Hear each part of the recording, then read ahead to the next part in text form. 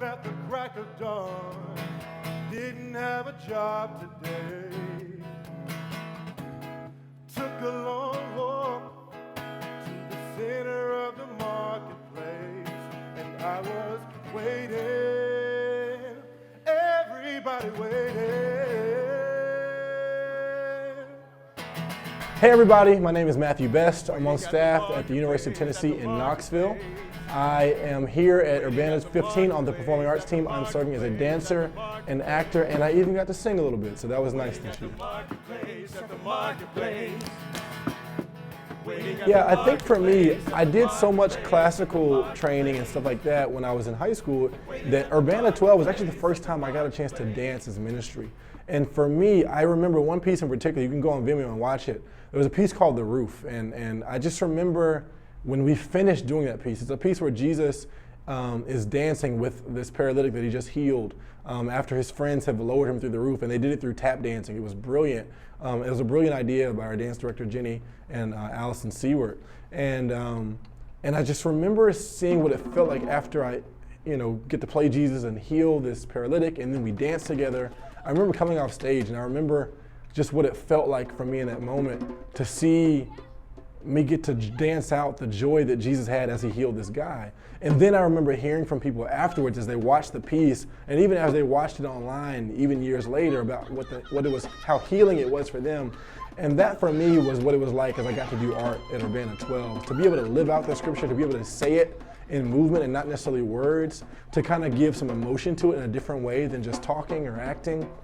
That was a really moving thing for me as a performer, but also I think for an audience to see it, because there's things that you can get to in movement and in music that you can't get to with words as much.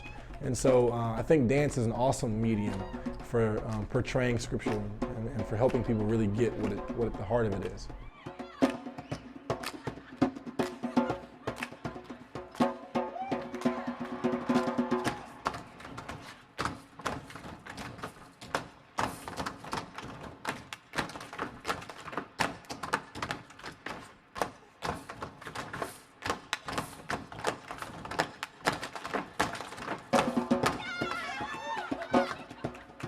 Well, if you think about in that piece, Minsu Kang, who's on our team this year, was the paralytic, and you think about the fact that not only did Jesus, when healing him, give him a chance to walk, but it made dance a reality and possibility for him. And so to see him go from laying on a mat to rolling it up, standing up, and breakdancing, that was an option for him, and it just was a huge way where you see, something visually like Jesus comes in and heals stuff, and then there are new possibilities for you.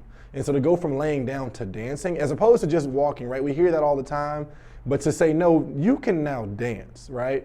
And then for Jesus to dance with him and take part in that, that's to come alongside him that way, that's a huge thing. And so I was really appreciative of that. Yeah, it's a risky thing. Allison, our director, talks all the time about the risk that's involved with doing art. So some people are scared to do it because it's risky, because you're opening yourself up. You're opening yourself up to critique, you're opening yourself up to people's opinions and thoughts, but you're also opening yourself up to the experience, to feel it. And so I think that there's something just really full about when you can integrate all that you are into into your ministry. Because that's why God puts it in you, right? So there's passions, desires, gifts and talents that you have, and even skills that you've accumulated over time. God desires that you use all of them. He doesn't want you to just gather them up and then put them to the side and say, oh, I'm sure God can't use this. Because that's how I felt. It was a huge breakthrough for me when I got to Urbana 12, and I was like, all these years of dancing I did, God put them in me for this, right? And so think about the people who can be reached and the people who can understand God better because you used all that he put in you. So I would say always look for, it may not be seamless, it may not be easy, but it's worth it when you produce something that's original and that's creative that helps somebody see God more clearly. So much of what we do at Urbana is literally birthed out of manuscript Bible study. It's birthed out of small group stuff. It's birthed out of conversations and observations of the scripture. And what happens when you do that is that you'll begin to see, okay, what are the things that God is showing us? What can we pull out? And then what can movement say that words may not say? Or what can movement say in a way that's more unique than words? Because people have seen we've seen drama so much. We haven't always seen good drama, but we've seen drama so much. So what's something that can be creative, that can be unique, that I'm seeing in the scriptures that I can then pull out and put on display? So, just experiment with it. You got to be willing to take risks, like I said before, but just try it and see what reads and see what plays, and then you go back and you try it again, and you go back and you try it again, and before you know it, you've got something that says what you want to say, and it says it in a different way. For example, this Urbana, we've got a piece that we're doing that's the storm. It's Jesus and the disciples out on the water, and there's a storm that comes, and we as the dancers get to play the storm, and we get to be the waves, and we get to be the weather, and we get to be the danger for them. And so for us in studying that story, it's like, okay, what are the emotions of the people in the boat, who are the actors in this case, and then what happens to the storm? And so like there's places where the storm dissipates when Jesus just says a word, and then we stop. But then there's also a sense where you see the waves not only stop, but we get off of our little platforms and we're kneeling because even the winds and the waves obey Jesus. Who does this? Who is this? Wind and waves obey? Obey. Wind and waves do what they're told. Obeyed.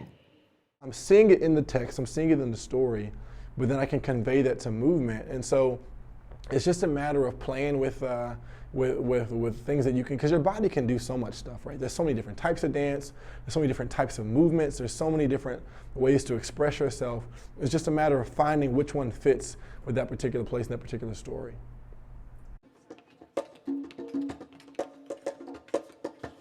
I may be bold in saying this, but I think your hesitancy to use what God has given you, that's the enemy. I really believe that. I think there are a lot of things in society and a lot of things that people say to keep us from using the creative gifts that God has given us for His glory. And so there's the fear of critique, there's the fear of ridicule, there's the fear of not being understood, which is a big one.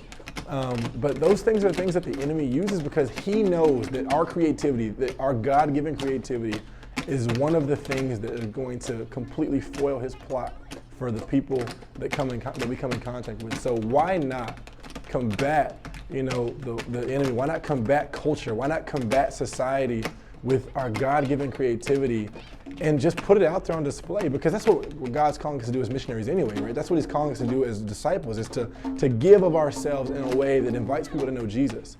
What more vulnerable way can I give than through my art and through my dance and through all the things that God has put in me? So I would just say push through that, I'm a Pentecostal at heart. I got a lot of that in me. So I'm just like, you know what, Satan, no, you ain't got no place here. I'm going to give what God has put in me so that God can be glorified, and so that people will know who He really is. And so if that involves me being vulnerable, then that's what it means.